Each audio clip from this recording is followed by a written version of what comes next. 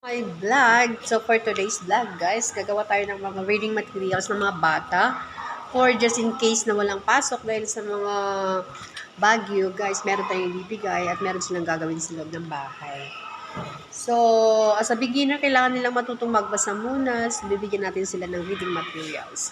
Actually, meron na tayong nibigay na dalawa, pero kailangan pa natin dagdagan para sa mas matuto pa silang magbasa. So, for now guys, gagawa tayo ulit. Meron na tayong nagawang isa guys. Ito yung reading materials nila with comprehension. May mga tanong sila dito sasagutan.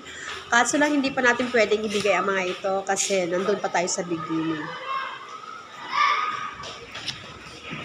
So, bibigay din natin ito pag sila'y bihasa na sa pagbabasa. So, ang gagawin muna natin is their coloring materials. It's a Bible coloring pages. So, nakagawa na tayo, guys. It is 20 pieces. So, starting from the story of creation. Doon, guys. The story of creation down to the death of Jesus Christ.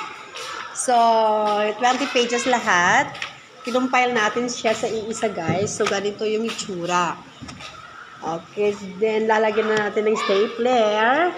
Pagkatapos natin i-stapler, guys, is lalagyan natin siya ng takip para hindi masugat ng mga bata sa stapler.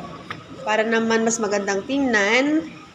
So, gagawa tayo ng, binder, kumbaga.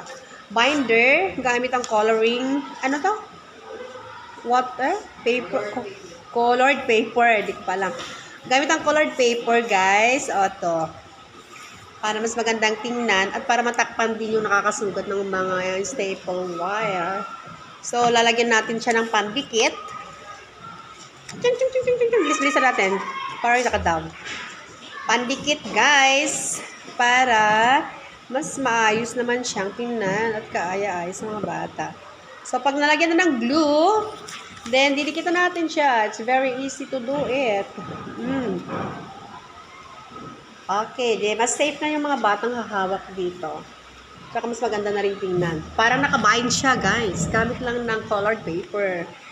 Any color pwede naman siya, guys. Pero mas maganda naman kapag medyo isakto-sakto natin sa mga kulay na nandito para mas magandang tingnan. So, this is it, guys. Ito yung final look niya. Pwede i-cover din siya ng plastic. Kaso lang, medyo kapos ngayon si teacher. Kaya ito lang na lang muna. So, nakagawa na pala tayo ng tatlo. Isa, dalawa, tatlo, apat pala, apat. So, meron na tayong 4, guys. Kaso lang, kulang pa siya ng, kulang 16 dapat ito, guys. So, kulang pa tayo.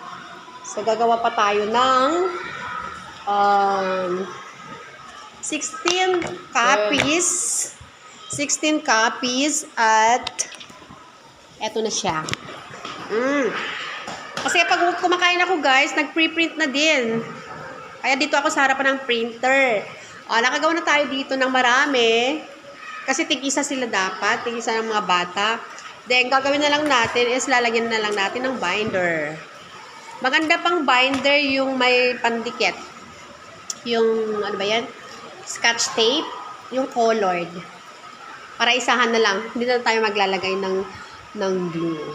So, sana may mga sponsors tayo ng mga gamit para mas maraming may bibigay sa mga bata. Okay. Thanks for watching. Till my next vlog. Bye-bye.